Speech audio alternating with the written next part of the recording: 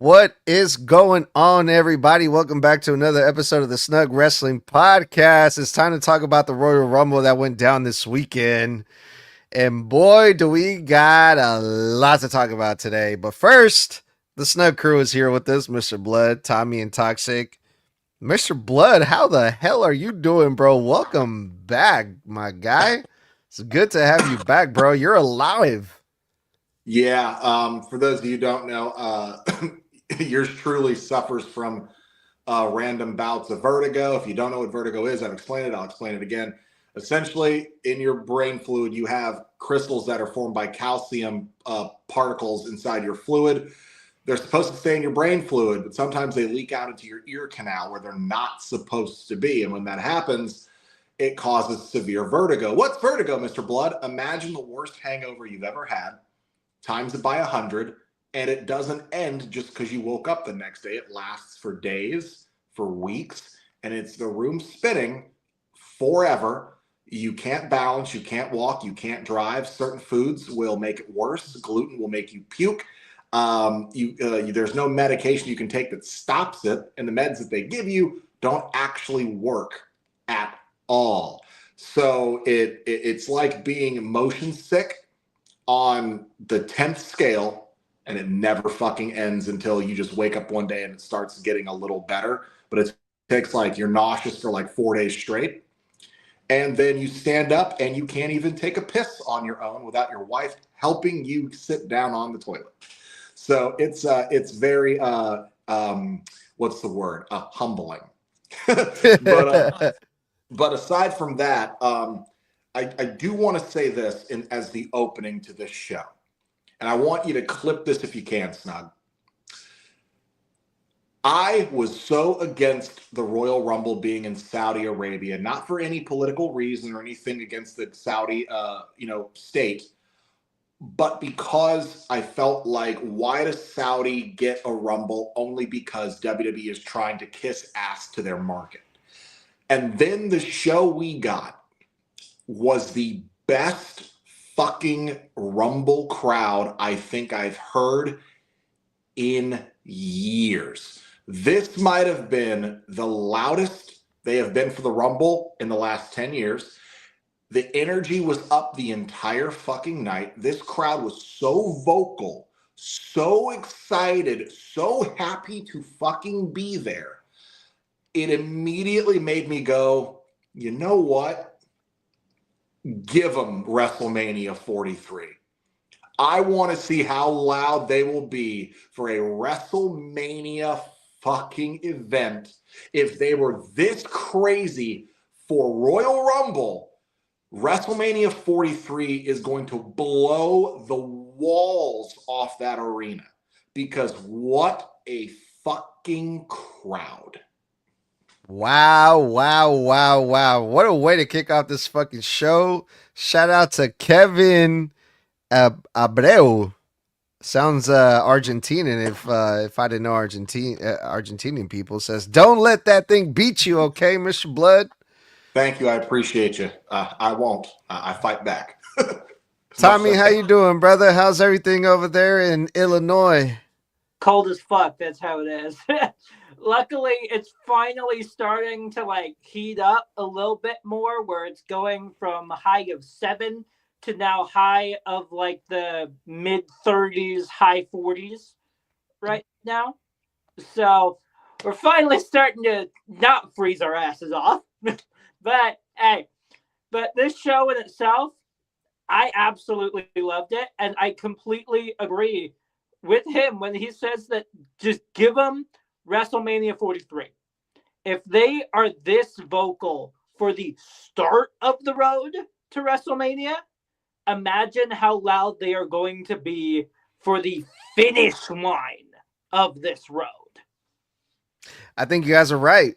I think you guys are absolutely right. I mean, it's already, you guys are saying, give it to them. Well, they already gave it to them. It's going to happen. It's already been set in stone, right? Well, yeah, it has been. But when I say that, what I mean is I'm no longer fighting against it. Like so many of us thought it was such a bullshit PR stunt for them to be like, oh, we're going to have a Saudi Arabia Royal Rumble, even though 2.5 years ago we had John Cena go out there and try to kiss London's ass about a WrestleMania in London. And then the first ever WrestleMania that's not in North America is ever going to be in the Middle East in the Kingdom of Saudi Arabia. I thought, what a political fucking stunt on WWE's part. While, Saudi gets accused of trying to sports wash by using American sports to do so, to make themselves look better in the eyes of the American public on the world news stage. But then I heard the crowd and I thought, you know what? It's not about the Saudi government, right? It's not about whatever bullshit ass-kissing arrangement that TKO has with Saudi, that even before TKO did, WWE had with Saudi. Those fans last night proved that they care about these stories. They care about these characters. There were people crying at the end of the AJ Styles match. They care. And when I saw that level of care, that level of, they were just so into it, I thought, you know what? I cannot blame a people for their government, right? How ignorant of me. These fucking people, I think, proved that they are a crowd that deserves the hype of what a WrestleMania will bring them. Toxic? I'm doing really well. Things are heating up here in Texas after the ice or snowstorm, whatever you want to call that, after the cold, I guess you can call it, came in, but it's starting to heat up. It felt really freaking great. It felt like upstate New York, which it's always cold up there. I went up there a couple months ago. But anyways, I'm doing good and completely agree with the guys. I mean, at first I was like, are you really gonna do this? I mean, just the Saudi shows are kind of mid themselves, but and then I heard the crowd and I'm like, okay, you know what? Give it to them. I'm fine with this. But the show, in my opinion, it had its flaws and its it had its goods or its ups. So Yeah. excited to talk about it. Yeah, I definitely felt the same way, man. This show had its ups as well as their downs. It wasn't the best show, obviously. There's things I loved about it, but there's things I didn't like about it. And we're going to break this all down. But I'm glad you guys are all here. I'm glad you guys are doing good. I'm glad that the snow is starting to settle a little bit over there where you're at, Toxic. Let's talk about this Women's Royal Rumble because they kicked things off with this one, right? Did you guys see that clip that they did of the whole Power Rangers thing or whatever, where all the women were like, well, if they're making fun of us about dressing up like Power Rangers, well, let's make a video about it. It's funny because I actually clocked it while the show was going on. As soon as they started coming out, I was like, hold on a second. Why does that feel so familiar? And it wasn't until EO came out, I was like, that girl is dressed up like the Yellow Ranger. Like, straight, because the Yellow Ranger is usually like Asian. So, and I was like, hold on a second. That's the yellow fucking Power Ranger. And then I think Maxine was the Red Ranger. And I was like, hold on. And then I looked at Charlotte and was like, wait, she's doing a version of that like scaled up, more amphibious styled costume of the Green Ranger. Because there's so many iterations of the Power Rangers. And then the more I saw it, I was like, holy fucking shit. There were so many, like, in my opinion, iconic outfit throwbacks in the show for the girls specifically. Oh, they don't even get blood started with this. Well, my favorite, and I can't believe I'm saying this, was Roxanne Perez. She was doing like a reverse Shigo from Kim Possible, which is my generation and Snug's generation of Disney from 25 years ago. And, when we were kids, that was one of the most popular shows of all time. I know a lot of y'all didn't even exist then. Talking to you, Tox. That's my favorite anime of all time. It is not an anime. It is a cartoon. But, not even close to being an anime, dude. Not even close. But her Shigo was great. But just because the Saudi government, it's against their laws to allow, I guess, women to be revealing skin in a public format if they are going to be entertainers on stage in front of their people, because they don't want it to give ideas to the women of their country. The women of their country are not considered first-class citizens like they are here in like the US or in like Canada, or in like England. They are very much second-class citizens, and they have to go by certain rules. When you look in the audience and you see women in the audience, they're in, low-cut sleeve shirts like what I'm wearing, and you could see their arms and skin, but then you also see some of them in the hijabs and they're in their wraps and everything. And I think that if the girls can find ways to where, they find a way to stand out in the coolest ways, where they look like superheroes out there, right? They look like these awesome characters in these incredible outfits that they've put together for themselves. It's hard to complain when so much creativity came out of it. The women's rumble was not surprising at all. One of the best matches of the night. I mean, that's usually normal for a Royal Rumble. But here is what I like to call toxic facts about the Royal Rumble. I need to sound enthusiastic whenever I do the men. Oh, I didn't know we were even talking about the Rumble. I thought we were just talking about the outfits. But okay. Oh, but yeah, the outfits were cool too. But the Iron Woman of the Women's Royal Rumble is last year's Royal Rumble winner, Charlotte Flair, lasting for, I don't know, I didn't write that down, but it was like 59 minutes, 49 seconds. That. Lash Legend had the most eliminations with only 5. Liv Morgan is the first female superstar to win the Rumble from number 14. So I thought that was interesting. And for my actual thoughts, I feel like Liv was the best choice to win, but I would have liked to see a returning Tiffany Stratton, yes, fuck you, blood, to win, but Liv fits more. I mean, next year if they want, they can do Tiffany, but Tiffany looks so much better in the ring to me than what she did before.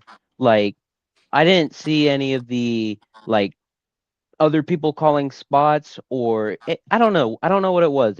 She just looked so much better to me in the ring, and I'm glad that she is back. Well, before Tommy goes, because I didn't know we were talking about the actual Rumble, I thought we were talking about the suits. I'm going to go and get my thoughts on the Rumble match then. The Women's Rumble, was it better than last year's? I think that's a little difficult. Last year, a lot of people liked the Rumble, and then I think last year's Rumble gets brought down because people didn't like that Charlotte won. But I remember last year's Rumble being really good. The women's anyway. I liked this year's. However, this year's, it wasn't lackluster. It was just, it took a while for anything of note to happen. It wasn't until like the fucking middle of the Rumble, like an entrant 20, that any big, like really major eliminations took place. Any major like returns started happening. We got the surprise return of Brie Bella, the best Bella, in my opinion, who got, in my opinion, one of the loudest pops of the fucking night. I was not expecting the crowd to be that happy to see Brie. But also it does look like, surprise, surprise, they're turning Brie and Nikki face. Because they spent a lot of this time facing off against what I believe was Liv and Raquel. Back and forth, and it seems like they were kind of working in wrestling face. But when it comes down to it, I think Liv was ultimately the right winner. I did get really excited and got my hopes up when at least Soul was in the final 3. I really thought for a moment, I believed she could do it. And I thought, oh my God, we're giving an NXT girl a shot. Fuck yeah, something new. Glad it wasn't Tiffany. After her title reign, that was majority last year. I just do not need to see her in the title picture for a while, at least not in the main. She can be in the mid card, but God damn it, bro. Her run sucked. She put on some very underwhelming matches, and there was a lot of just too much of the same shit with her and not enough defenses. I don't need to see her hold that title again. But congrats to Liv. She made the most sense. We felt the loss and lack of Liv for 7 months last year when she went out on that shoulder injury. And the women's division felt so off and so wrong without her in it. So to have her win this Rumble, I guess WWE realized just how much they needed Liv in that division too. So I'm really excited to see where this goes from here. And she fired the first shot against Raquel. So I think that's finally a story beat into the dissension and destruction from within of the Judgment Day. Even though Liv was asked about that elimination, and her response was, if I know Raquel like I think I know Raquel, she's not selfish. She'll be happy for me. Girl, you immediately pushed her out the moment you had the full chance to. I think Raquel's going to be a little bit pissed at you for that. Even though, yes, she does have that match literally tomorrow night with Stephanie Vaquer, which that's going to be interesting. I think I already have a prediction for that one. I think Raquel's getting that title. We get Liv versus Raquel at WrestleMania. That's my guess there. But this whole thing, this entire match, God damn, Lash Legend. That damn entire performance from Lash Legend. Holy crap. They definitely took Lash Legend and said, hey, we're going to run with you and give you the most eliminations of the fucking night. You know, besides Obafemi in the men's, but we'll get to that. But Brie Bella, I was hoping for Paige. That's who I was really, really hoping for. But welcome to what I like to call the only way to make Nikki Bella interesting now. Because that's probably what they actually listened to, is the fact that the fans hated the fact that it was only Nikki Bella there, and they wanted Brie there to kind of even her out. Because it's literally the only way to make Nikki Bella interesting at this point is to bring in her twin sister.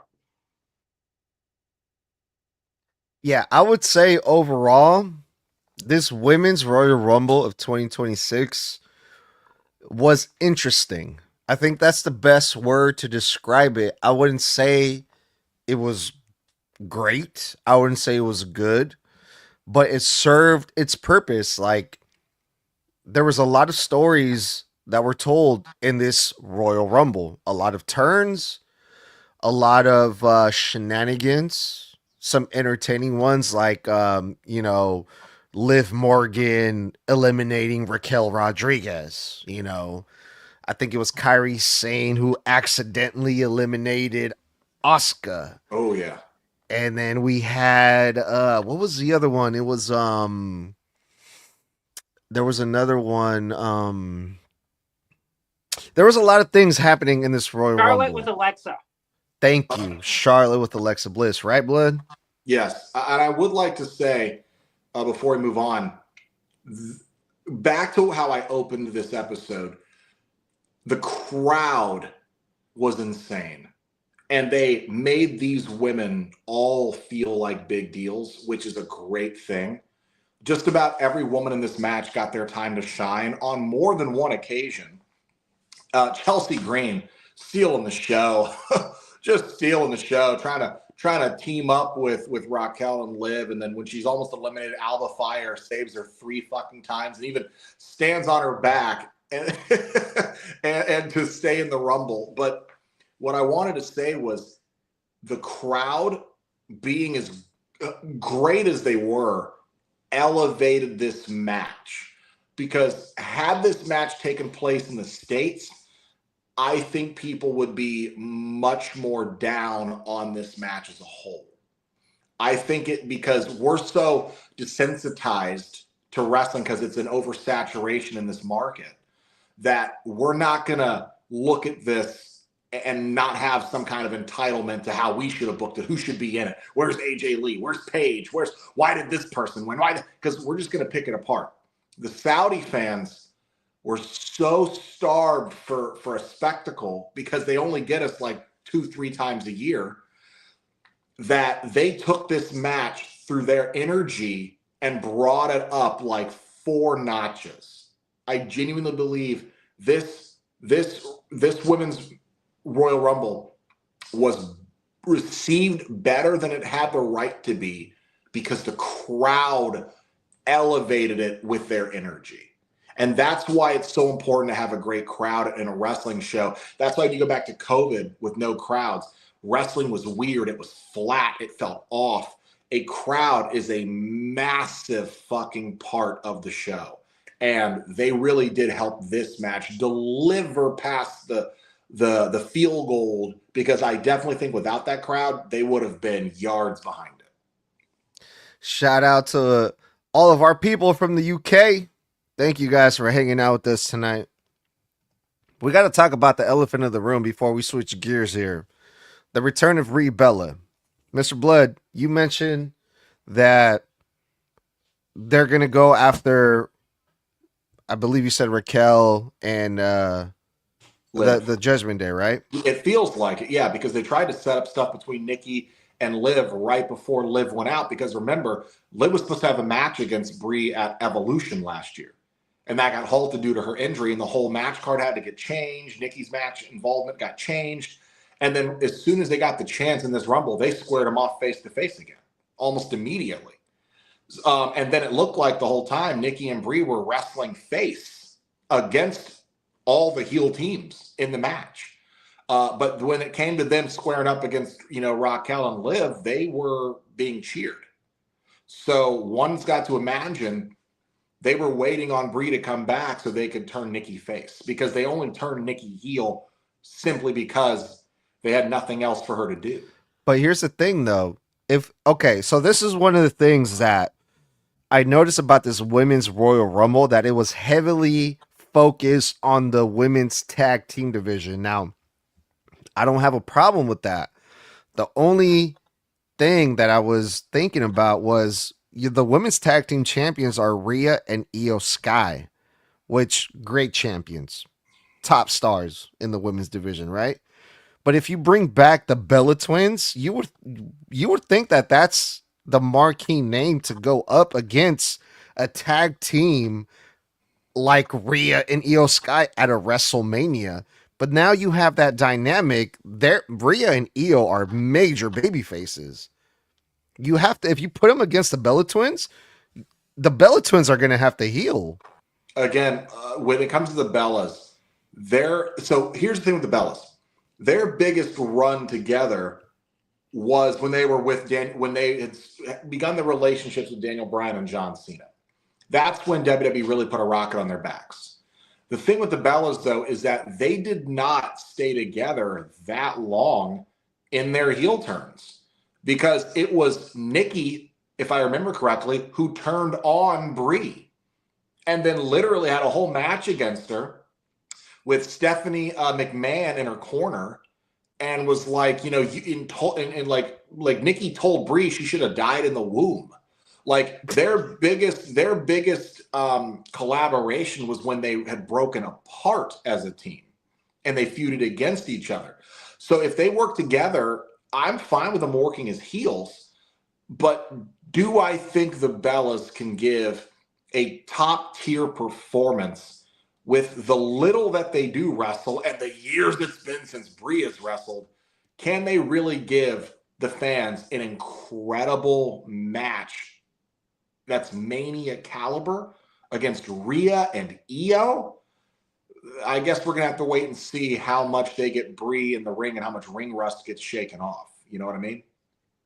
Yeah, no, that's a great point. All right, fellas, before we move on, any closing thoughts on the Women's Royal Rumble? Anything that we missed? I'd like to add one thing. So whenever Alba got dragged into the ring when trying to save Chelsea from the Judgment Day, I noticed that Wade Barrett said whenever she got thrown out, but technically not eliminated, that next year if she's in the Rumble, she should be pre-eliminated.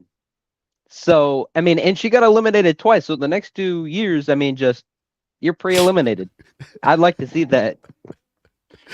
My closing thought is, I don't know how bad Bianca's injury is. I thought it was just a hand injury, but It was. to keep her out this long, she's been gone for what, 6 months more? No, bro, since last year at WrestleMania. Like, legitimately, I don't know if she's planning on moving on. I don't know if they ever doing other ambassador stuff, but at what point do you bring her back? I mean, when I look at this Mania or with this Rumble top to bottom, there were at least 4 slots you could have subbed the fuck out to put Bianca in. Even if you didn't bring back Paige or AJ. AJ is the one that surprised me, that she wasn't a surprise. But, I mean, Paige is like not even signed, but AJ, the pop she would have got in that Rumble is crazy to me. But there are people you could have left out of this Rumble that didn't have to be, or that you knew didn't have a snowball's chance in hell. And hold on. Shout out to Kevin Abreu for D4X. People on Twitter say she's pregnant. Well, if we I guess we're gonna need that confirmation. But I mean, it comes down to it. There were other people that I think you could have put in here. Brie was a great surprise, but not giving AJ the biggest spotlight, in my opinion, on the road to WrestleMania to really hype the fans up was a surprise to me. Yeah, just simply put, there were multiple returns that I was definitely expecting. Bianca being one of them. AJ Lee, since we haven't seen her since War Games. Since she helped Maxine win. Yeah, we haven't seen her since then. So there were a couple returns I was expecting, but instead they decided, hey, look, Brie Bella and Tiffany Stratton. So that is really my only gripe about this match, is the fact that there were those that I was expecting that they just didn't end up putting in. All right, you guys, I think it's time to move on now. I think we covered everything that went down in the Women's Royal Rumble and then some. But we have to talk about the next match. We are going in order. So the next match is Gunther versus AJ Styles. Holy shit. Mr. Blood, I know you got a lot of thoughts about this one, bro. Because goddamn, bro. We had one hell of a match between Gunther and AJ Styles, man. Like, goddamn, Gunther was all over AJ Styles, man. AJ Styles, man, I felt like the whole time he was fighting underneath. You know, he was getting his ass beat left and right, and I was worried. I was panicking. I was nervous. I felt bad for AJ Styles, man. And then as soon as I felt like we saw the same camera angle from when Gunther tapped out John Cena, the same sleeper hold, the same camera angle, the same everything. I was like, oh, fuck, AJ Styles is going to tap out. Is AJ Styles going to tap out the same way that John Cena tapped out? But no, AJ Styles did not tap out, man. The referee just called it off, man. AJ Styles passed out. Gunther submitted AJ Styles, man. Fucking crazy, bro. What the fuck? First off, I'd like to say, AJ Styles, thank you for 25 years. Thank you. I've met you many times. I have your autograph. You are one of, if not the best of your entire generation. When it comes down to it, if you're going to go out, if you're going to have a retirement match, no matter where it is, no matter what show it's on, I hope that you hope it's as good as AJ Styles versus Gunther was. AJ, talk about talk about one hell of a performance. If this is your final, if you are one of those wrestlers that sticks to your word and says, this is it, I'm done. Man, you left it all in the ring. There is not a single thing you need to come back and prove to anybody. This was a hard-fought match. It was brutal. 5 minutes in, AJ slices his freaking forearm open. I mean, it was great. Technical, brawling. I mean, it was AJ just going back for that leg, getting out of the sleepers with elbows to the knees, constantly making Gunther let go. At first, I thought Gunther was going to try to tap him out with the cravat, the way he did LA Knight in the John Cena tournament, because I thought that was going to be a new finisher in his arsenal, and he's never used it since. But there was the point where we got on the side of AJ in a what looked like a half cross face, and I thought he was going to turn into a cravat, and he never did. But you know, what a fucking phenomenal performance! And for people who are going to be upset, and there are a lot of people who are mad at this finish because they feel like, well, I mean, why did John Cena have to tap out, but AJ gets to pass out? It's simple. I'll explain to you this right now. This is the importance of storytelling. John Cena's character had come to the end where he had a whole year to accept his goodbye. John Cena tapped out of his career.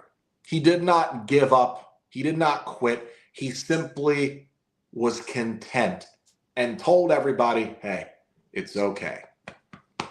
AJ did not have a year to, in character, that is, to make peace with this, to give up on this. He knew he had gas in the tank. He knew he could keep going in character. We're talking kayfabe here. So John Cena's reason for tapping and AJ's reason for giving up until he's unconscious, or not giving up until he passes out, there's a reason. AJ in story could have kept going, so he was fighting to save his career from ending. John Cena had a year that was ending with that match and knew it was over anyway.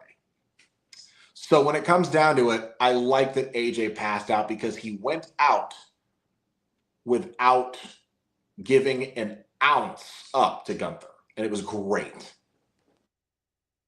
Oh, fuck. Well, we already know what two words are coming out of my mouth. Fuck Gunther. But no, seriously, fuck him.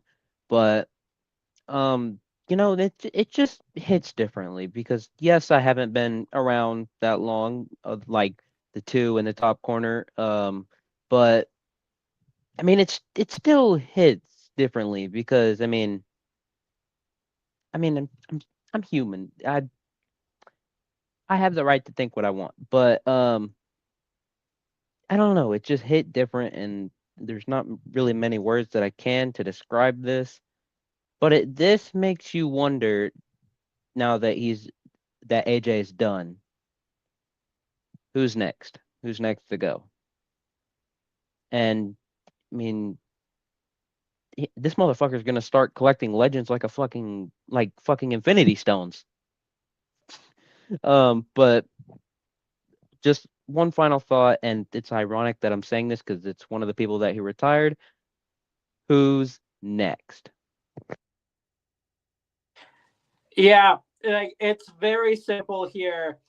I have in fact seen the memes of all of the faces he's retired, and along with like two others on the Infinity Gauntlet with Gunther as Thanos. I have in fact seen that meme. One of them was Brock Lesnar in the meme that I saw, but I don't think he's going up against Brock. I think that's going to be held for Braun Breaker. No. But rumor has it that that's Gunther's match at Mania this year, then a second rematch at SummerSlam in Minnesota to retire Brock in SummerSlam. Those are the reports. But Snug, I did end up looking it up right before we started this tonight. I was right during our predictions. 10 years since he debuted in the WWE. He debuted at the Royal Rumble, and now he's leaving at the Royal Rumble. It is full fucking circle, gentlemen. Completely full circle. He came in the exact same place as he came out. in fucking sane, Tommy. That's fucking a wild fucking story right there. 10 years of storytelling right there, bruh, right? I think it's safe to say. But you guys, I got to bring this up before we move on to the next match. I have this weird feeling that this is not the end of AJ Styles. Maybe it is the end of AJ Styles in the WWE. But he said, AJ Styles said he's going to retire in the year of 2026.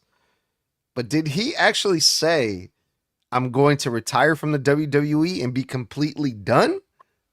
What he said specifically was, I'm ending my career in 2026. This match, the story of this match was not, if I beat you, then your WWE career is over. It was, if I beat you, your in-ring career is over. Mm-hmm. Meaning you're done, period, if I beat you here. Not just in WWE, your career is done. AJ Styles made it very clear that 2026 would be his last year, but he also made it clear he would not wrestle past 50. And he will be 49 this year. Now, I also, even though TNA does typically book people on like 6-month contracts a lot, and let's just say he got on one, I don't see him sullying what he did with, he's not the type of, there are certain wrestlers that chase glory, that you can feel that they need the spotlight to feel like they mattered. Goldberg, Bret Hart, Ric Flair, like there are people that you look at and they feel like, hey, I can still go. These people still love me.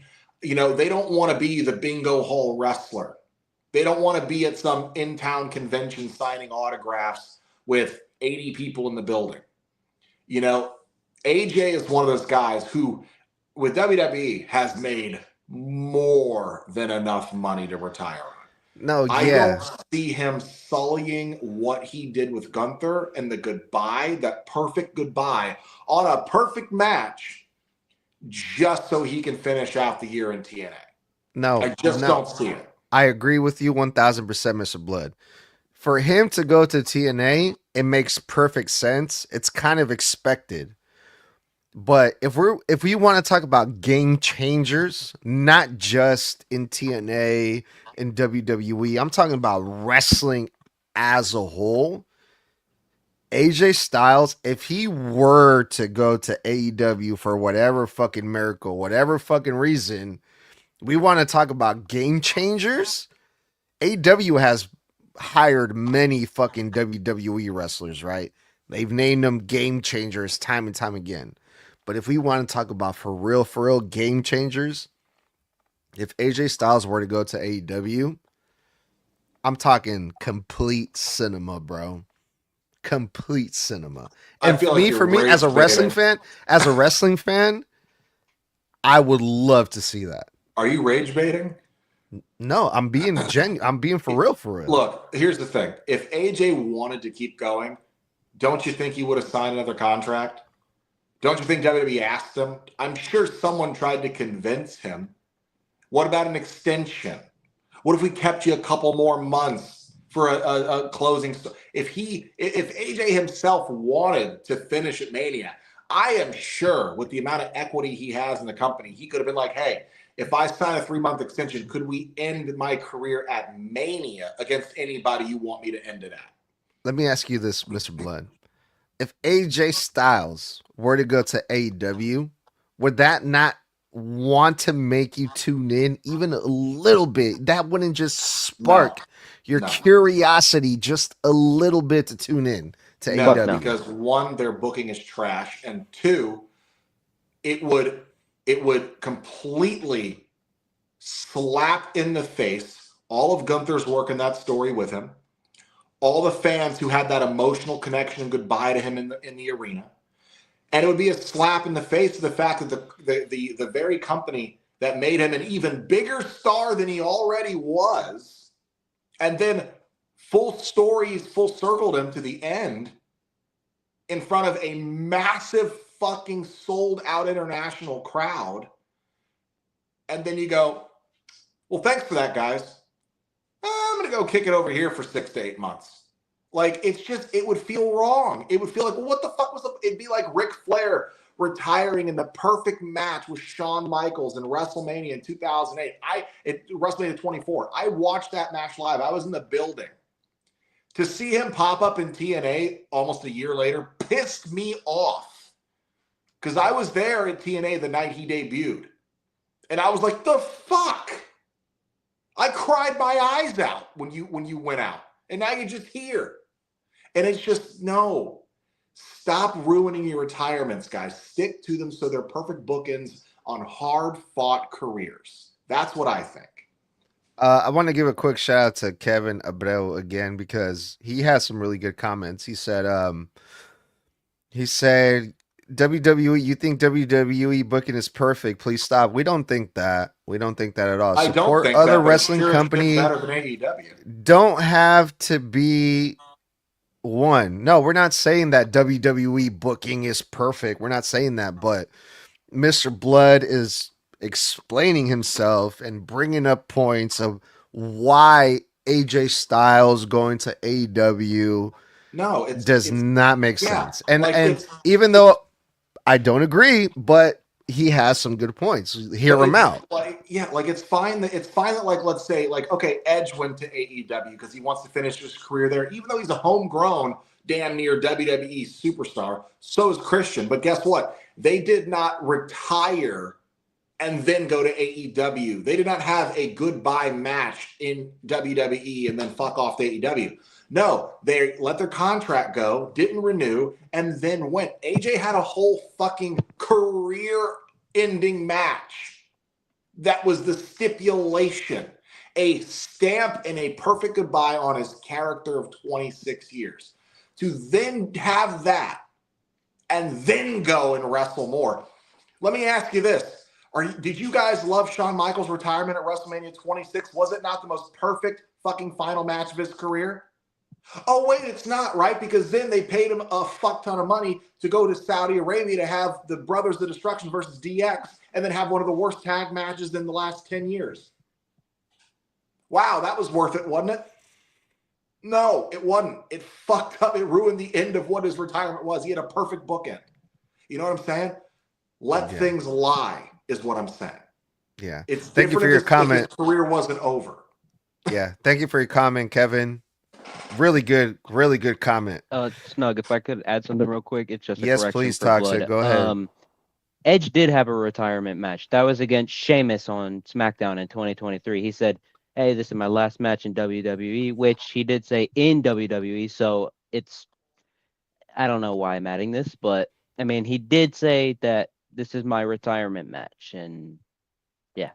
I didn't hear him say the words retire, but he announced it's his final match in the company. That's different than going, hey, Sheamus, if you beat me, this is the end of I'll put my career on the line. Yeah. It's totally different than this is my last match here. Yeah. So that wasn't really a correction, but I just thought I'd add it. All right, you guys. Let's go on to the Undisputed Championship match. Drew McIntyre versus Sami Zayn, y'all. Holy shit. Another crazy ass match because they're in Saudi Arabia. Sami Zayn was a favorite to win this damn thing. And a lot of people were thinking Drew McIntyre is just a transitional champion. He's a placement holder and blah, blah, blah. It makes sense for Sami Zayn to win this thing, right? And it did. It made sense for Sami Zayn to win it. He was the favorite to win it. But nay, Drew McIntyre retained, but not without Sami Zayn putting up one hell of a fucking fight. I do gotta admit. But Drew McIntyre came through as the dominant champion, and he looked amazing. Drew McIntyre defeated Sami Zayn in Saudi Arabia.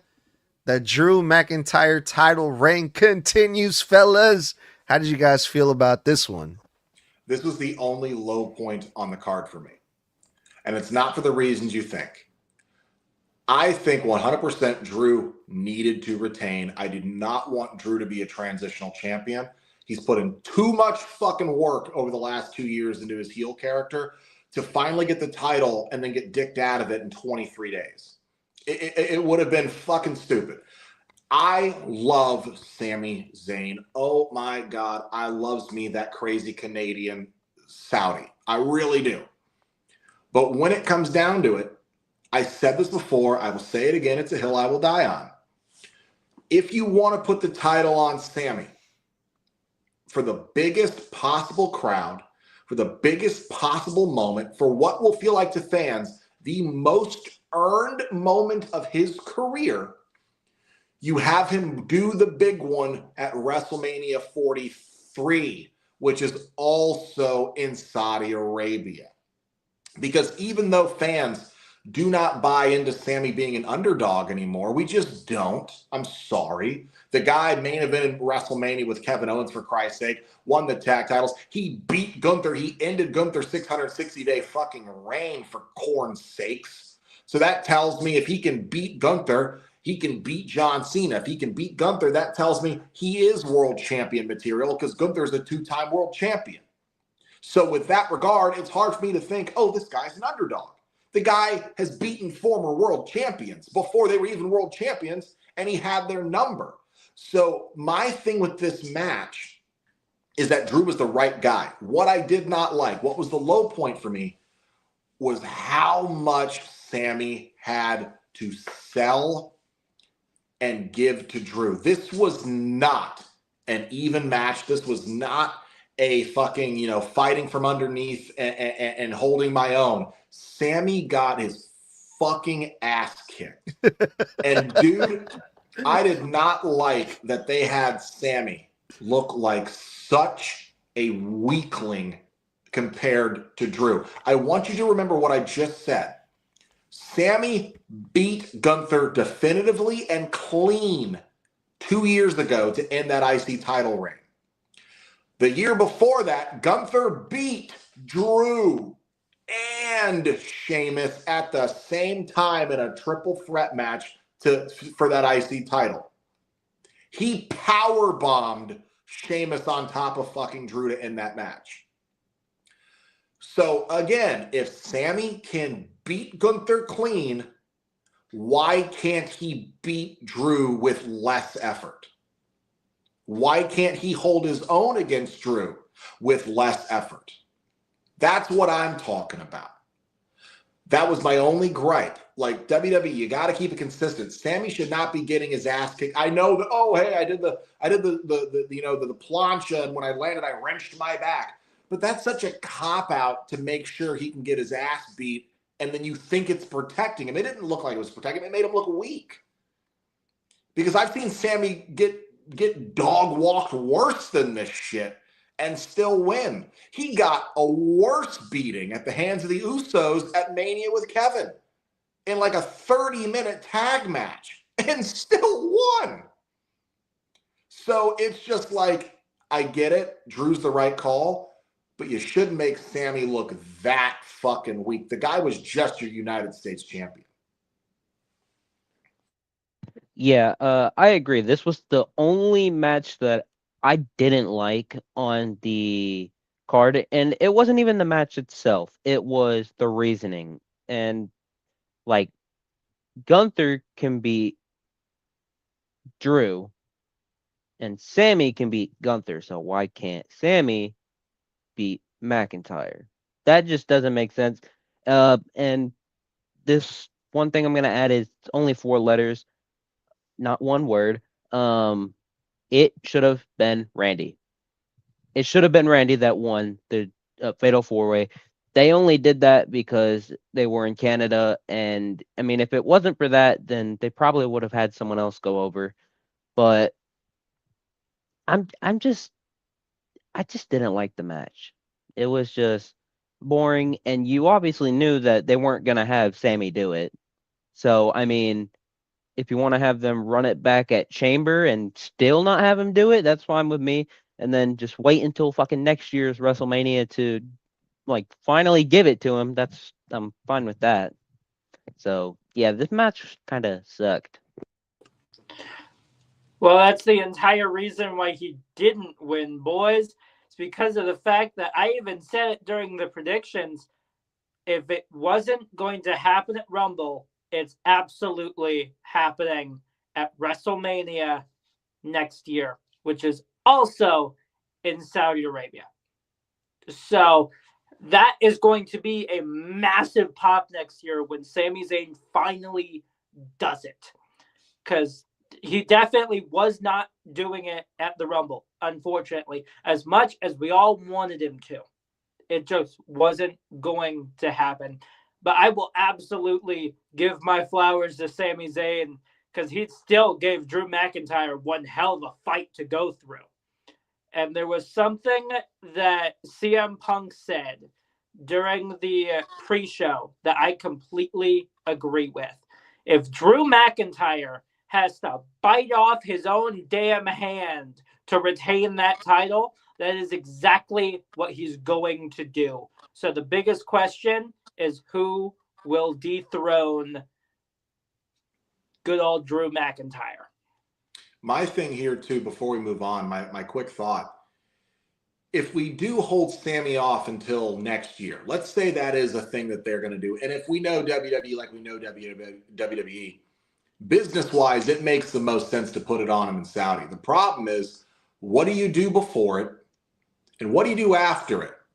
Because we learned with Jay that the chase, we learned with Cody that the chase, and with most white meat baby faces, the chase is always going to be what the fans actually want to see versus the reign. So is Sammy going to have a great title reign? That remains to be seen until we see the booking around it.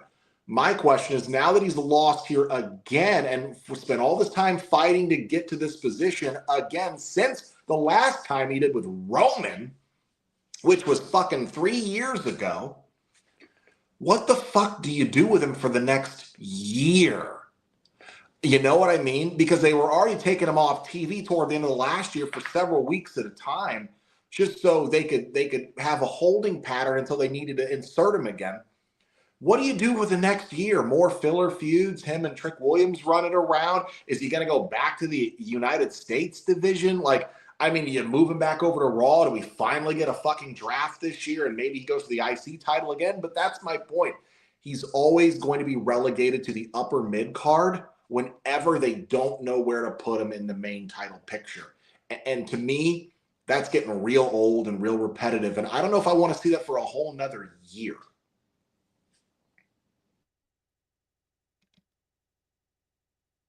All right, you guys. The main event was the men's Royal Rumble. At number 1 was Braun Breaker, right? The guy who was my favorite to win this whole goddamn thing. Number 1 was Obafemi. Number 2 was Braun Breaker. Thank you, Tommy. You right. Braun Breaker was making his way to the ring. And this fucking guy in a mask who we've never seen this before, fellas. This is the first time we've ever seen this. A guy in a hoodie shows up, attacks Braun Breaker. Obafemi takes advantage and eliminates my favorite guy to win this whole goddamn thing. Let's start off with this. We're going to get into the rest of the details of this men's Royal Rumble.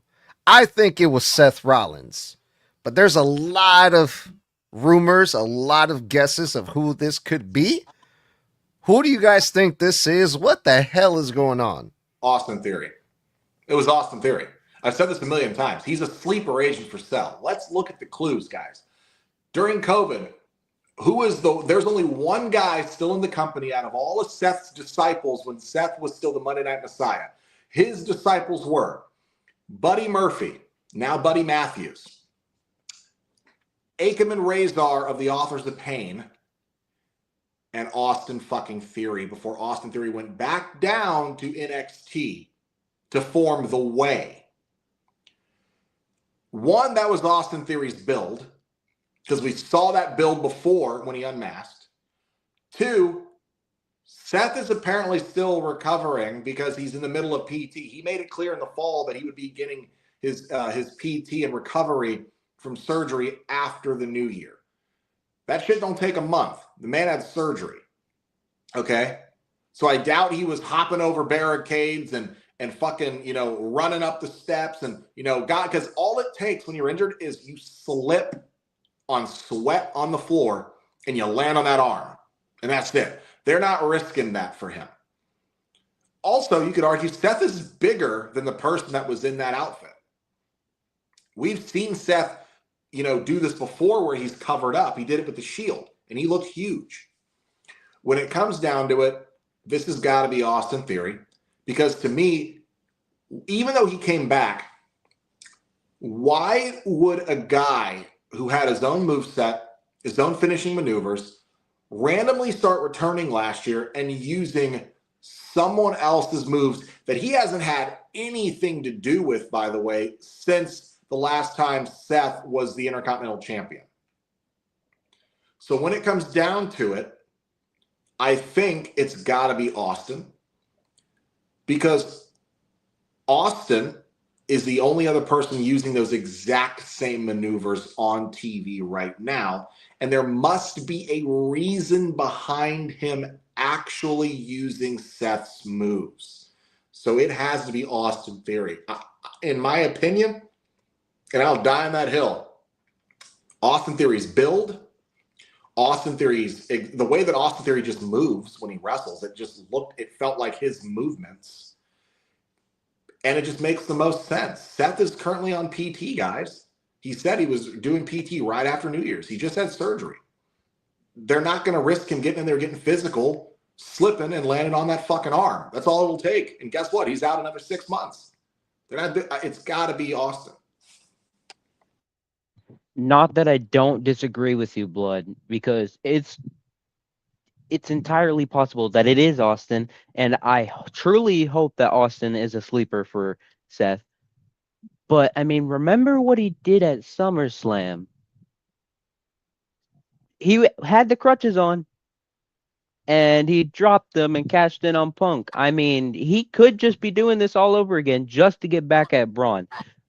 But I say this because, to me, the Masked Man looked just a little different than when Austin Theory did it.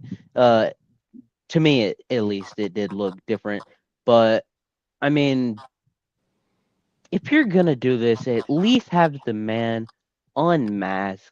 Because I'm tired. I'm tired of the Scooby-Doo shit. Just, if you do this again, just have them unmasked right then and there.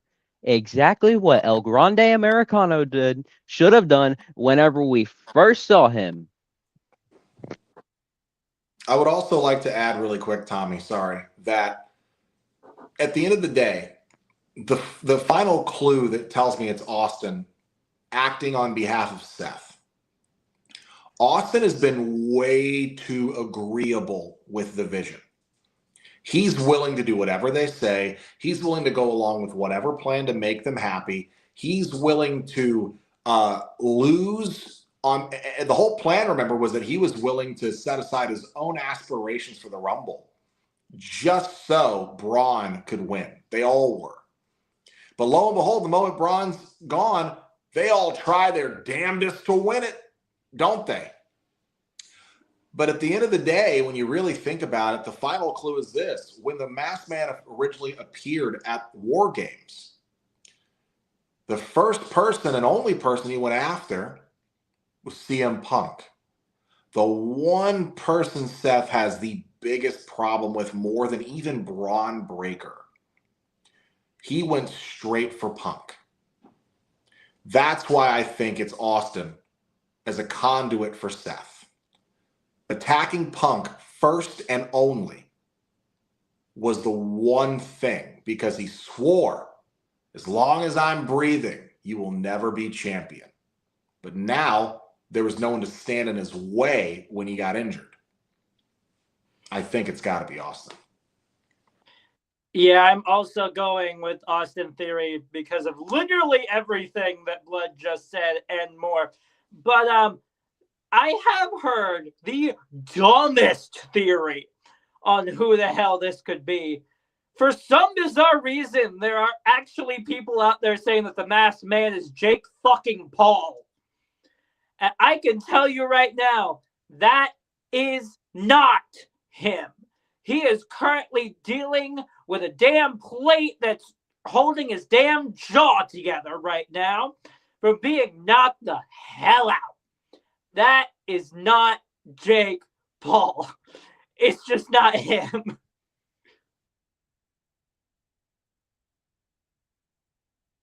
No, it's not. It's definitely not. But I did see a picture, very interesting picture of the masked guy who most of his face was covered up except for like the little goatee area. And then someone else posted a picture of Logan Paul. Kind of had the similar facial hair. So a lot of people believe that it was actually Logan Paul who attacked Braun Breaker. But Logan is taller than Austin Theory. He's like That 6 is also foot. true. He's like 6'4", and that guy was not 6'4" that attacked. No, Braun he Breaker. was not. Definitely That not. that guy. Now Austin's a big guy, but Austin is also very lean and cut. He's not massive bulging muscles except for his arms, but he's a leaner figure. That was a leaner figure in that getup. But I'd also like to note the fact that it had to be Austin because he's already there. You're going to fly the person who's actually the masked person halfway across the world for a minute and a half of TV time?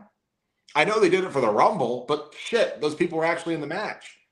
For an angle, you'll fly someone who's not even on the roster regularly on regular TV, who wouldn't have been there normally, all the way out to Saudi? No, I don't buy it. Well, obviously, this was one of the major highlights of this men's Royal Rumble, but we got to move on because there's a lot of things to talk about here. The other thing, too, that really stood out to me was La Parca, Mr. Iguana were a part of this Royal Rumble. I was in Tijuana the night before the Royal Rumble where La Parca and Mr. Iguana were scheduled to be there. They did not appear, obviously, because they were in Saudi Arabia. Cool, perfect. They got their spot in the Royal Rumble. But a lot of fans were upset about this because they're like, okay, as much as we love La Parca, obviously a legend in lucha libre history, this character goes back to the fucking 90s. La Parca was part of WCW and all this other shit. Mr. Iguana is over with the wrestling fans, but we're going to give these two guys from AAA a spot in the Royal Rumble, but we're not going to give it to Finn Balor? Finn Balor was not in the Royal Rumble. We saw that segment with Adam Pearce where Adam Pearce was like, the Royal Rumble is full. So we have these guys from AAA, but we don't have Finn Balor in the Royal Rumble. How you guys feel about that? I'll do you one better or worse, depending on how you take it. Here's a massive plot hole. Adam Pearce told Finn Balor, well, I'm sorry, unfortunately, all of our slots are filled up. Adam Pearce, you're going to sit here and tell me that you didn't book 2 El Grande Americanos in the same match? You're going to sit there and tell me, even though it's a random drawing, you wrote the names down, you put them in the fucking spinning thing, in the little capsules for them to draw their numbers, and you're going to sit here and tell me that you did not write down El Grande Americano and original El Grande Americano? That tells me that you know there's 2 of them, and that you know at least one of them is Chad Gable, who I'm excited to actually see with facial hair. I think that'll be interesting because he had a whole beard and everything. But for me, I'm just like, massive plot hole. You booked the same character twice, but you couldn't get Finn in there. And then you put Mr. Iguana in there, and this might be a hot take, so forgive me, y'all. I'm not impressed with Mr. Iguana. I think he wrestles extremely underwhelmingly. I was watching him in there, man. The man. You're not wrong. Pardon me. You're not wrong. He's not good. You're not wrong. He is straight up a gimmick. And his Not wrestling wrong in there again. was slow. He was sluggish. He seemed like he needed more time to set up his shtick. And he spent more time making sure that the iguana fucking puppet stayed in his mouth and he didn't lose it, more than he focused on making sure his wrestling looked much cleaner than it actually came across. It's a comedy gimmick. Yeah, and it's not funny. You're not wrong. Boys?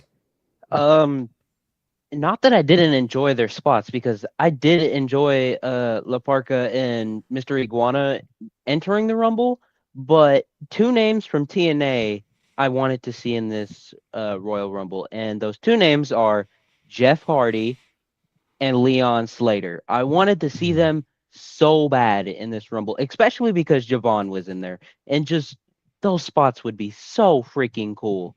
So, I mean, I'm not mad that they were in the Rumble, but just there could have been some other names from TNA. Like, you could have thrown Joe Hendry in there. He's in NXT right now. You could have thrown Miles Bourne, Ethan Page, fucking Ricky Saints. I mean, just there was so many options, but at the end of the day, I'm not mad that Mr. Iguana and La Parca was in, because I've actually never seen La Parca wrestle, so that was a very good experience and showing for me. Mr. Iguana, I like his comedy gimmick, so screw you, Blood. I'm just kidding.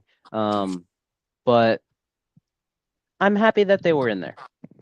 No, I am too. As a huge fan of AAA, because I was just there last night. It makes sense that they brought them over to the Royal Rumble, because they have to have like those wrestlers that just to fill the spots, we have to have 30 people, right? Finn Balor is a major character. We're not going to have Finn Balor just get him eliminated or whatever, So, yeah, let's have La Parca. Let's have Mr. Iguana to do the job, Throw them over the top rope. We're going to show them, throw them over the top rope. It makes sense, In that sense, okay. I think it's also fair to showcase AAA when last year you showcased TNA. I think it's fair. You have a partner, you own one of them, and you're in a partnership with the other. So I think if you're going to showcase TNA, you need to be fair and showcase the promotion you just bought to give those guys face time. I'm not mad at it. Hell, the La Parca one popped me. Never heard of him before. But I'm in a movie right now that we've been filming, and my character that I play, a masked character, I can't tell you the title of the movie because it's a secret that I'm even in this. But my character is named La Parca. So when I heard that, I went, hey, it could be me. But look, I'm glad that AAA got the showcase, but they could have picked. I mean, could have put Vikingo in this shit. Like, I mean, there are other wrestlers that should have been in here that would have put on a better showing. I think La Parca did great. La Parca impressed me. Mr. Iguana, I was like, oh, the Santino Marella spot. Okay. That's what it is, bro. Honestly. And we had enough of that already. We had the El Grande shit. That was already comedy shit already. We had tons of comedy crap. But Tommy? So when it comes to the El Grande Americano stuff, I love the fact that they recreated that one fucking Spider-Man meme of them pointing at each other. That was the biggest thing that I noticed. But when it comes to the AAA stuff, I completely agree that, yeah, sure, you really want to put a few in there. But come on, you couldn't have evened it out between the 5 things? Like, you could have had a couple TNA guys in, a couple AAA guys in, a couple NXT guys in, and then mainly your main roster people. Like, you easily could have evened this shit out so much better than you did. I would have loved to see some of the TNA guys in there. Put in both of the Hardys and Leon Slater. Yes, please. Put them back on like main roster TV since they've shown up on NXT. I would have popped so hard for that. but they just didn't end up doing anybody from TNA at all. It was all AAA, NXT, and main roster. This entire show was. There was not a single person from TNA. And that is honestly what sucks to me, because having Leon Slater in there, still, even though he is extremely hot right now, absolutely would have done so much for him. Well, besides that, one of the other major highlights of this men's Royal Rumble was the debut of powerhouse Willie Hobbs, showed up as Royce Keys. We didn't get Chris Jericho. We didn't get any of the major returns that we were expecting, but I popped big for Royce Keys. It was so dope to see him in a WWE ring because You're the only one who popped for him. I mean, I've been a huge fan of Will Hobbs. I've been watching him in AEW since it first started. I've been watching AEW for the longest time. I've been saying I've been dying to see him in WWE. I want to see him in WWE. I want to see what he can do. This guy has so much potential. I want to see him in the WWE stage, and I saw him, and I was just like mind blown, bro. I was like, oh my god, it's fucking happening, bro. Royce Keys, Will Hobbs in the WWE ring, bro, was fucking crazy. I like him because Mark Henry's the one who scouted him. When Mark used to be a scout for AEW, he's the one who found Jade Cargill. He found Powerhouse Hobbs. And he even does the homage to with the World's Strongest Slam. But the thing is, this was the wrong place to debut him. Because here's the problem, guys. He got almost no reaction from the live audience because they don't have AEW in Saudi Arabia. If you're going to debut him, it should have been on Monday Night Raw when you're back in the States. I feel like it was such a disservice to this guy because no one there knew who the fuck he was. But what if they did that on purpose, bro? What if this was like, okay, you guys don't know him, but we're going to introduce y'all to him. We want to present him as this new guy that nobody knows. That's true, but Saudi is also that same audience, that same market that wants to see the biggest action figures get smacked together. That's why the government was like, no, we need Undertaker versus Goldberg. We need the Brothers of Destruction versus D-Generation X. We need this match and that match. We want Brock versus Goldberg. Like, we want, like, that's what Saudi does. They just want to see WWE smash the biggest action figure names together. So when someone like Powerhouse Hobbs, who does put in the work, who has put in the time, who is, in my opinion, a great new generational iteration of Mark Henry, to no fanfare, it's like, guys, you're shooting him in the foot because you could only debut for a company once, ever. This was the first impression of him on WWE TV, and he got almost no reaction. In the match, he was great, but I would have saved him as a surprise on Raw or SmackDown. Yeah, unlike Jade Cargill, which whenever I first saw her, I was like, oh, okay, so there's a chance that she'll go to NXT. No, with Powerhouse Hobbs or Will Hobbs or Royce Keys, because, I mean, his name sounds way much better than Jeff Cobb or no, JC Mateo. I meant, yeah, Jeff. But anyways, just I can feel that he belongs in Raw or SmackDown because I mean his wrestling looked really fucking good, and I can get used to watching him wrestle on Monday Night Raw on a weekly basis or on Friday Night SmackDown. I mean, I wouldn't mind seeing him on the main roster, but it was a great showing for me because I've never heard of him in a day in my life because I don't watch AEW. So it was a great showing for me. Yeah, just like Tox, I don't watch AEW, and until you mentioned it a while back, Snug, I didn't even know who the fuck that was. None of us really did until you said something about it. But I will say that as of recently, when it comes to names, WWE has named people really dumbass names. And this one is a better one. I still feel like Powerhouse Hobbs would have been a way better name for him. They should have just stuck with that. But Keys is way better than JC Mateo or Talatonga. Like, Well, no.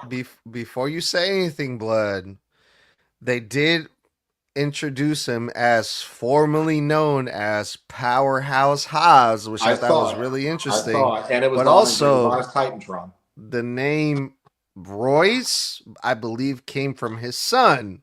Yes. So I don't have just any gotta throw that problem. out I don't there. have any problem with it. I think it's sweet if it came from his son, but I think pick, because if you're still going to tell us, oh, he used to be Powerhouse Hobbs. You even showed on his entrance arena, fucking Tron, Yeah. before it switches to Royce Keys. Great theme song, by the way. Surprising that I actually enjoyed it. Look, you could have called him Powerhouse Hobbs because clearly you have the rights to do so. Otherwise, you wouldn't have shown it or said it. You could have just called him Hobbs, Royce Hobbs, Willie Hobbs. or just Royce, or I would have just called him Willie Hobbs. or just Keys. But I think Royce Keys, it don't roll off the tongue, bro. Yeah. Well, I'm so glad to see Royce Keys in the WWE, man. That's gonna be so much fun to see. What else happened in this men's Royal Rumble? That was besides that. Help me, guys. What else happened here besides that? Brock Lesnar getting eliminated because production was not fucking on point. His elimination came during Jay's entrance. Okay, thank you, Blood, for reminding me. Hold on. Let me step in here. Hold on. First of all, for his elimination. First of all, Brock. Thank you, Blood. That was what I was forgetting. Brock Lesnar was in this fucking thing, right? And he showed up and did the Brock Lesnar thing and started fucking shit up, taking people out left and right. As soon as Jey Uso came in, and Jey Uso started yeeting, by the way, it's the Royal Rumble. And we've all seen the memes, right? Where I think it was like War Games where Jey Uso started yeeting in the middle of War Games, right? That was like, what the fuck? This is War Games. Why are you yeeting? So Jey Uso said, fuck y'all, I'm going to yeet in the middle of Royal Rumble. After Brock Lesnar was taking people out left and right, Jey Uso came out. And then in the middle of Jey Uso's entrance, Brock Lesnar got eliminated. Like, while Jey Uso's music was playing, Brock Lesnar got eliminated. Like, it's like Brock Lesnar was like, fuck this. I don't want nothing to do with this. Just throw me over the top rope. I'm out. Fuck this shit. What's crazy to me is even if he didn't get eliminated in such a lackluster positioning in the match, because if that's me and I know that I'm about to send Jay out there, because I'm in communication from Gorilla with the truck, I'm going to say, hey, hold off on Jay's entrance. We need to keep eyes on Brock's elimination. That's what I'm going to say. I'm already on comms with him. It's that quick. Or I'm going to say, hey, tell the refs to tell Brock to stay in longer until the entrance is over. Because legitimately, Brock Lesnar in the Rumble in 2020 was entrant number 1. And this man, as the champion, went through like 12 motherfuckers like he was cutting butter with a hot knife. And he gets eliminated last night in the most fucking Looney Tunes ass fashion. So lackluster, so quick, so forgettable to the point where, guys, I don't even know who eliminated him. I don't either. I can help you with that. I can help you with that. It was a team up with the team of Cody Rhodes and the megastar L.A. Knight. Yeah. Okay, but you would think That should like have that been would a be a big big deal. moment. That should have been a massive. Because do you remember the pop in 2020 when Drew Claymore kicked his ass over the top rope? That's what set up their feud where Drew won the title in front of no fans. Like him eliminating Brock was that big of a deal. If you're gonna fly Brock all the way out to Saudi, bruh, you have got to make his moments in the match were worth it. Suplex everybody, that fucking just eating Ilya's chops and then just and then Ilya's like, oh damn, like, and then you like, for fuck's sakes, to go out that easily. And the thing is, they took Brock out before Roman even came out. Yeah. That's what was crazy to me. They got him out of there before Roman was involved. Like I couldn't believe it. Oh and then God. Cody getting eliminated by Drew with a Claymore kick hanging over the rope. Who's not even in the Rumble. Yes, but somehow WWE for years has picked and chosen that you can't be eliminated by someone who isn't in the match. You have to be eliminated by an actual competitor. And then they go, oh, no, he's eliminated. Drew kicked him and he hit the ground, even though he was not thrown over the top rope by an active competitor. It's just like, come on, guys. But the Brock thing to me if I'm Brock, I'm so fucking mad when I get backstage. Jesus fucking Christ, bro. Fucking furious. I will be surprised if they don't talk about that on Unreal. Boys. The only thing I have to say about this is, yay, Brock got eliminated and he didn't win this damn thing. The only thing is that basically Ilya and Rey Fenix, because those were the only two people that Brock eliminated, I'm pretty sure. They basically got screwed because Ilya had a good moment, 2 good moments in the match, and then Rey Fenix comes in there. He jumps in the ring, and there for like what, maybe like a minute or two, he gone, which fucking sucks because the day before he puts on an absolute banger with Carmelo Hayes. So, and surprisingly enough, Rey Fenix was one of my picks to win this because, I mean, a man can dream. But yeah, I didn't like this whatsoever. So here's the thing on the whole Cody thing. He was, in fact, thrown over the top rope by an active competitor. It was by Jacob Fatu. He got taken out by Drew McIntyre as he was trying to come back up over the top rope. So technically, they would have given that elimination to Jacob Fatu since he's the one who threw him over the top rope to begin with. But when it comes to the not Gunther thing, we'll get to that here in a second because fuck Gunther somehow limping out to the ring. But when it comes to the Brock Lesnar thing, there is only one reason why I want this man on my screen. And we got the face-off for that reason, boys. Good old Brock Lesnar faced off with Oba fucking Femi in the middle of that ring. That is the only reason why I want Brock Lesnar on my screen, is to have a little thing going on with Oba Femi. Imagine how big just the sellout would be for the thought process of the ruler going head to head with the beast incarnate. I would have thought the bigger moment would have been Gunther finally faces up against Brock, because they brought Gunther out last. I would have at least kept Brock to the final 5 or final 4. And then they all gang up on him to get him out. And then but you know what I also noticed? Brock went straight after Logan Paul. He had no qualms attacking the Vision. Why would he go after the Vision when he was walked out by Paul Heyman, who then also walked out Braun Breaker? Paul leads the Vision, and Brock was technically a part of the Vision in War Games. So I was surprised that he went after, in my opinion, what would be considered a teammate of his. So I just thought that was weird, but let's get to the end of this thing. Yeah. The winner of this whole fucking Royal Rumble of the men's 2026 Royal Rumble was Roman Reigns. And as much as I love Roman Reigns, y'all, you know me, I love me, my tribal chief. I acknowledge you, tribal chief. I couldn't help but wonder. This motherfucker has been gone for so many fucking months. I don't even know how long it's been. And he comes back and he just wins the damn thing.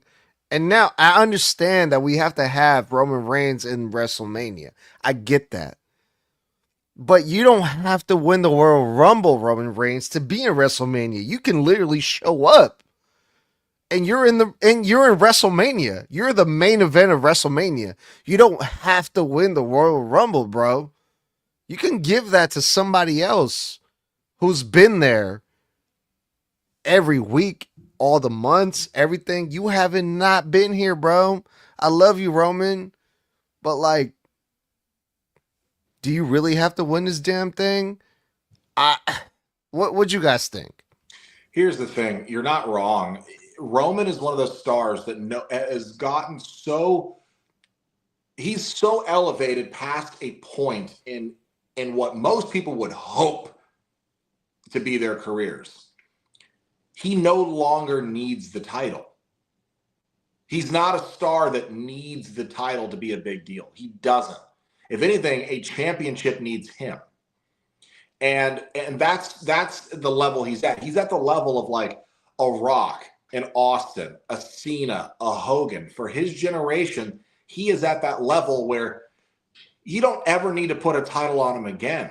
And he will forever be regarded as one of the greatest of all time. He just will be. From a story point of view, from a record-breaking point of view, from a record title point, championship reign point of view, this guy, what was it, WrestleMania 40 2 years ago, beat Hulk Hogan's record for the most main events of a WrestleMania with 2 back-to-back main event nights. And then he main evented last year too on night 1. So now he's at what, 10 main events? He's about to be at 11. You didn't need this. And though I love Roman to death, you could have wanted Chamber to be the next fucking, for whoever the runner-up title is. You didn't need this. And I'm not, look, I don't hate that they gave it to him. I just know it wasn't a necessary decision. He's already won a Rumble that people forget that he won. And here's the thing. LA Knight was my pick. And he was this fucking close. He was so close to being that pick. And I think LA needed this. When I look at everybody in the men's match, because you know they're going to insert Braun Breaker into some crazy ass story. So he's fine. There was no one else in this match on the men's side in the main event scene that needed this more than LA Knight, who has waited longer for this more than LA Knight. Gunther sure didn't need it. 3rd year, he's in the final 3, final 2. Didn't need it. He's going to Mania, you know it. Braun's going to Mania, you know they got a story for the Vision. Brock's going to Mania if he wants to. All they got to do is call him and he's going to say, yeah, and they're going to pay him $2 million. Roman's going to fucking be there. LA needed this from a story perspective. Come back, get your comeuppance, eliminate the guys who fucked you over, and get that to cash in at Mania with a Royal Rumble win. First time ever, you're the megastar. You're finally getting the marquee that you deserve. And it's LA Knight, and he'd be in Las fucking Vegas. It's perfect. Nope. But hey, I ain't booking the show.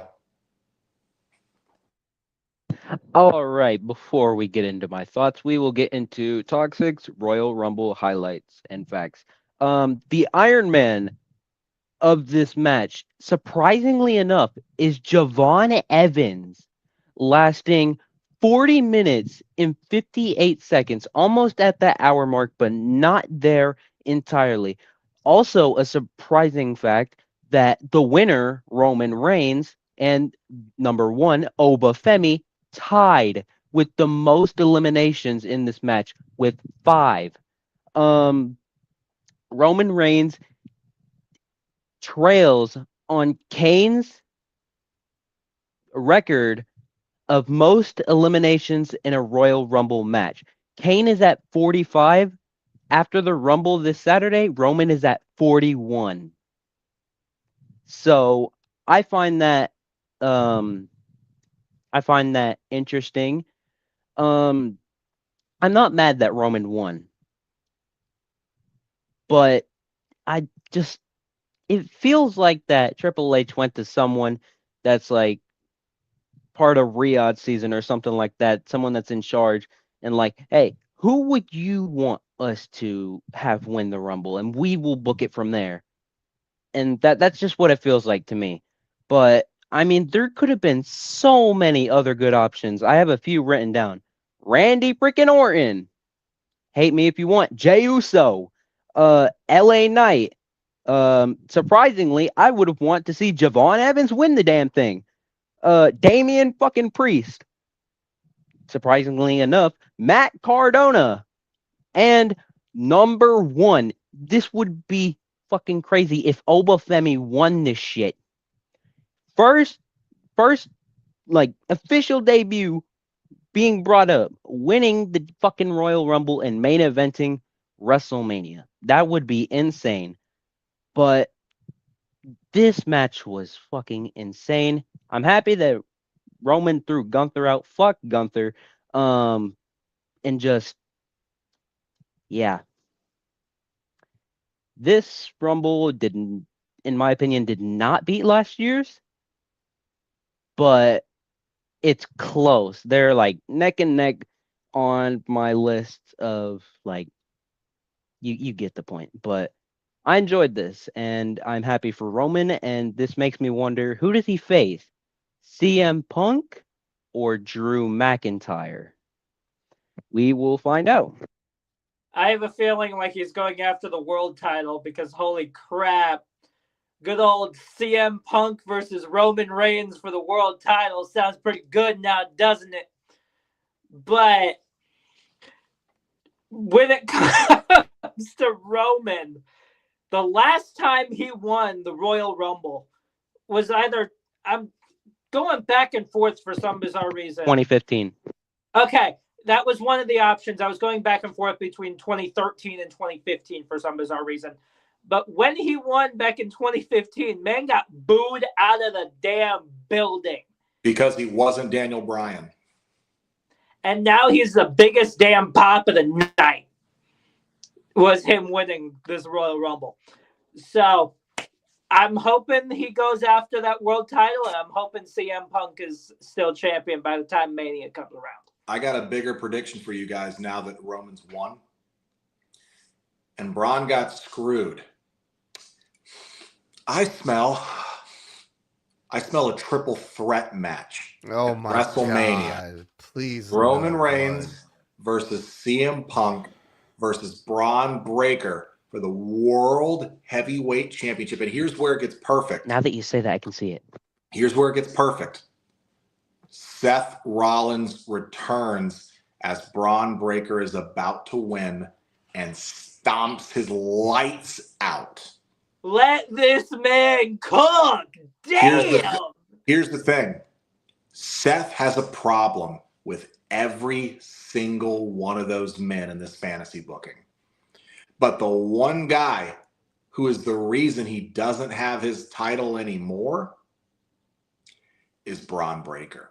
I would rather watch paint dry, bro, if I'm being Bullshit, honest. you would. Because in the middle of that moment, in the middle of that main event, when you see these three guys going at it and what you can guarantee would be a classic, you've got the full reveal and turn of Austin Theory, the return of Seth Rollins, and they get in the middle of this fucking match. I could fucking see it, bro. I would rather go home with this. Let's get the fuck up out of here. That was the Royal Rumble review. You guys are fucking crazy. What the fuck did y'all eat today, bro? You guys are all over the place, but I love it. My wife just put my pizza on the table, so that's what I'm about to be eating. But thank you guys for everything, for all the fun and the excitement and the Snug Wrestling review. Please be sure to follow us, and Mr. Blood, take us home. That's going to wrap it up for this episode of Snug Wrestling, guys. That was our review of 2026's Royal Rumble. That is now in the books. And if you were just now listening to this, thank you for joining us here on Apple and Spotify or wherever you were getting your podcast. If you love hanging out with us, you can do it every Monday and Friday night after Raw and SmackDown go off the air, respectively, for live post-show reviews. And for bonus content, you can hit us up on all of our social media channels. That's Instagram, Facebook, and TikTok for reactions from segment to segment of regularly weekly scheduled WWE TV. Then you can join us on Wednesday nights where Tommy and Edgar, the head of Snug Wrestling, go one-on-one with the NXT review. And then the following night at 9 p.m. Eastern, 6 p.m.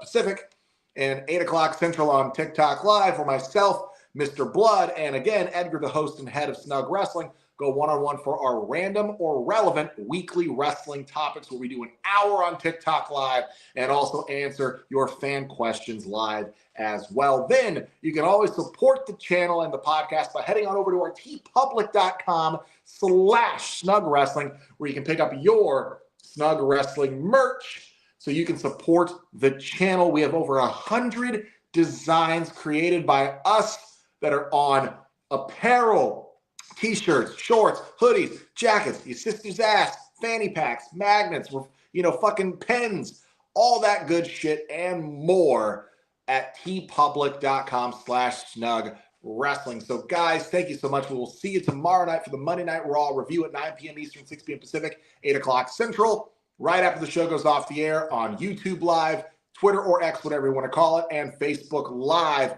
And boys, that was one time for the one who won the Royal Rumble, Roman Reigns. Boys, I said that was Four letters. One One word. word. Yeet.